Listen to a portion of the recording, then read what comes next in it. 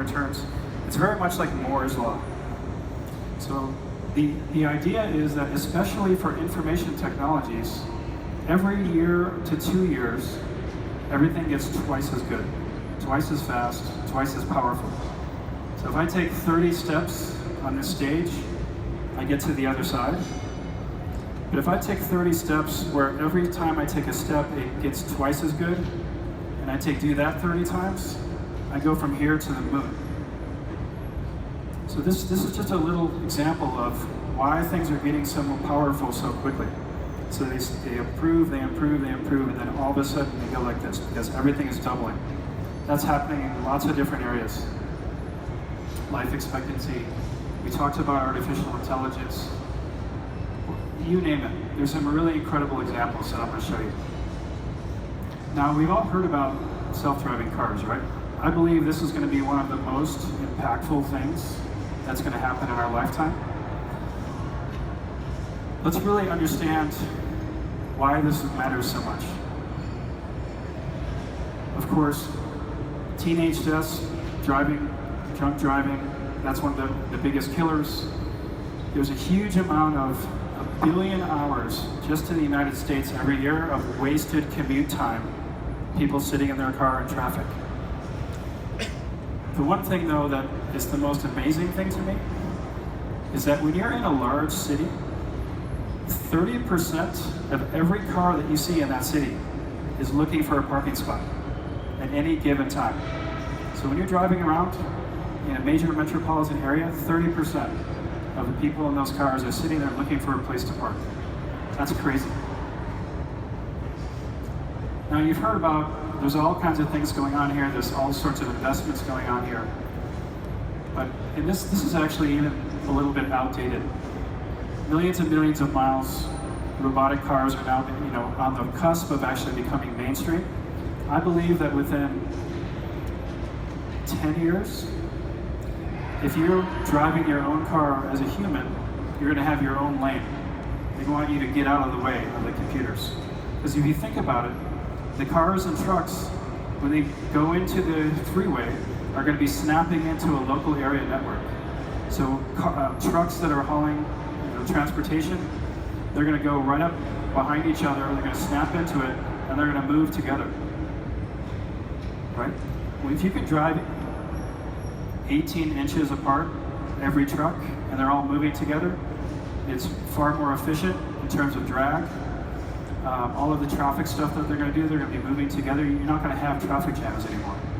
So there's crazy stuff. The self-driving stuff is, I believe, one of the most impactful things we're going to see. So if you look ahead, 10 years, 20 years, 30 years, imagine cities where all the parking lots are replaced by parks. It's much more green. And in fact, many cities have at least 30% of all the space in the city are used for parking spots. But if the cars don't park anymore, and you're using Uber and Lyft and other services, and driving becomes a subscription, then the number of cars out there are a lot fewer, and they're all in service all the time. You're not going to need to park them. Stoplights turn green, 90% reduction in traffic accidents. It's crazy what's going to happen when this comes true. Have you guys heard of nanotechnology?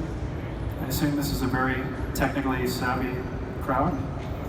There's some unbelievable stuff that's going on in nanotechnology. So what is it? So a nanometer is 1/1000th of a meter, so it's very small. I believe this is going to be the biggest, most disruptive technology that we're going to see in our history.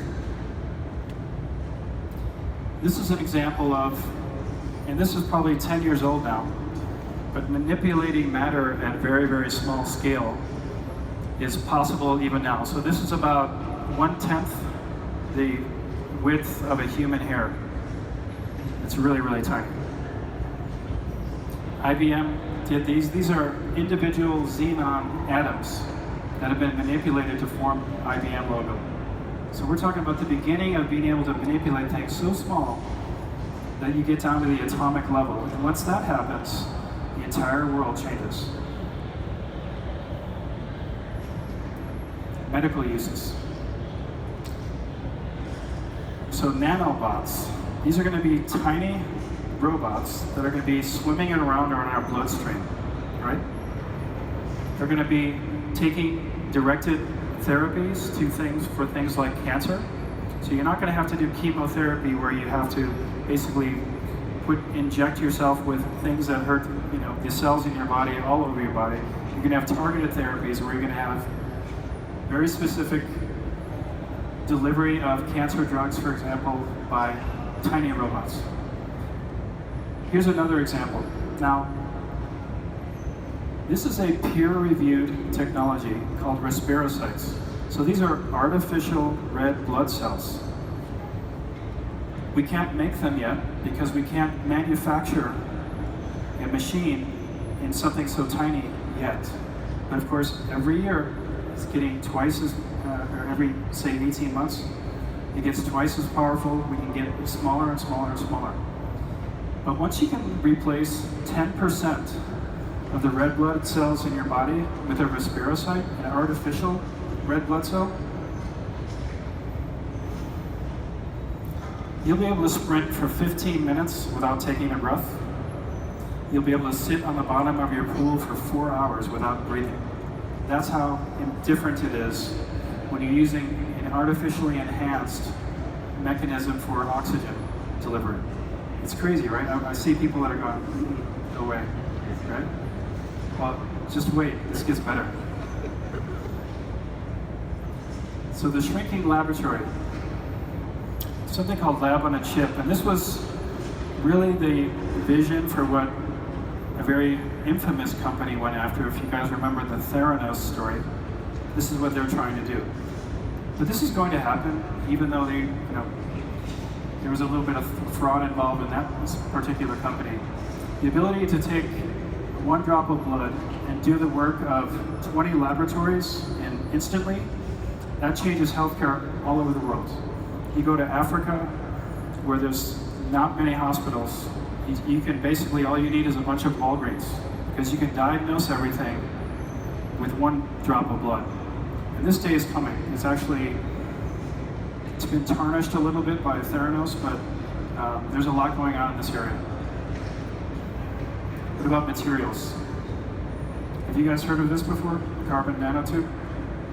So this is basically such a strong material, and they're already making it in limited lengths. They can't manufacture it at industrial scale yet, but we're talking about something so strong that the width of a human hair, you could hang 2 Range Rovers from the ceiling. It would hold, it's so strong that you could put 2 cars on the end of it, and it's the same width as your hair. Now, once you have something that's that strong, everything else starts to change. Has anybody ever seen this before? This is called a space elevator. And this is only possible if you have a lightweight, super strong materials like carbon nanotubes, where essentially, think about it like this. You have almost like a space shuttle that goes over the Earth, drops down a very long strand of this stuff. They tie it to something like an oil rig, and then the spinning of the Earth, so if you think about spinning a tennis ball on the end of a string, the spinning of the Earth keeps, let's say you have some hotels and labs, you can actually build buildings and have them at the end of a long string that's tied to the Earth. They call that a space elevator. You'll be taking it up and down. You'll be going up and down on an elevator. And underneath that, they'll be shooting a laser underneath it, which is actually going to be pushing it up into space. So you're going to go tens of thousands of miles out into space to go for a weekend in a hotel that's connected to the Earth by a very strong string. This is crazy. Actually, there's a Japanese company that's building this right now. They think by 2030 or 2040, they're going to start sending people up. But that depends on this incredible leap forward in those materials like carbon nanotubes. So I was talking about how disruptive things are going to get when you can manipulate things at the atomic level. You guys have seen the 3D printers before, right? Now, if you go out many generations into the future, this is going to be the hottest product in the history of the world. Every household is going to have one in their house. It's called a replicator. You're essentially going to be able to send somebody, for example, an email.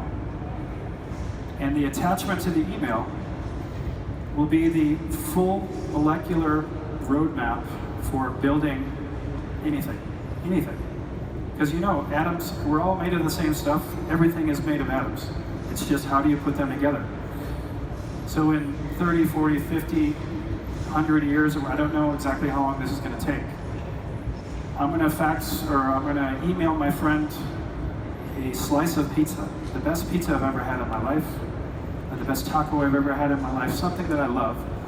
And they're going to print it out, but they're not going to print a picture of it. They're going to print the real thing. And it's going to be steaming hot, and it's going to be molecular, exactly the same everywhere you do it. So think about how things change then. You don't need agriculture anymore. If you want a bowl of apples, you print it out. And oh, by the way, you don't need transportation anymore either, because you're going to be doing this, you're turning energy into matter, into anything. So no more agriculture, no more transportation. The whole world's going to be building these, because you're just going to be able, you want a new pair of shoes? You go shopping, and you go online and you say, yes, I want that, and you download it to your printer, and it prints you out a new pair of shoes. Now everybody's looking at me going, this guy really is crazy. So I'm giving examples of crazy technology that is, in our lifetime, going to turn into some things that you never thought possible. So the rate of change keeps getting faster. One of the other things that they're doing with 3D printing now is I can take a piece of my own DNA and I can print out a new bladder, for example. Some of the simpler organs. This is happening now. Things like ears. Organs that are made out of your DNA, so we're talking about personalized medicine, that you can print out that has no chance of being rejected by your body because it's your DNA that it's based on. They're actually starting to look into things like livers. Eventually you'll be able to print a new heart or any type of organ.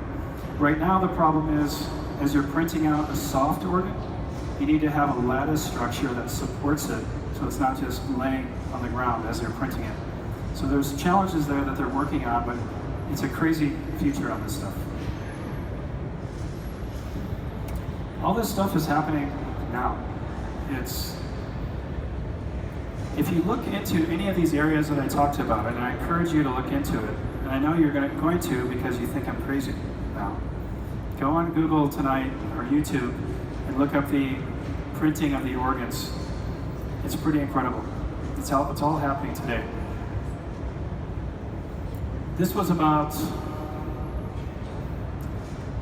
3 months ago that this came out, where, just like I was talking about, they take a piece of your DNA, they print you out a new bladder, and you're done. It's happening now. This is my favorite quote. The future's already here, it's just not evenly distributed. All of these technologies there's so many things going on in the labs. Just like when I went to Stanford Research to look as an entrepreneur in residence to look at all the technologies they had, I spun SIRI out of there. But there were at least 5 other technologies that I could have built a company around. So if you're curious, if you're into technology, go look at what's happening in the labs today because it's incredible. And it's only getting faster and faster.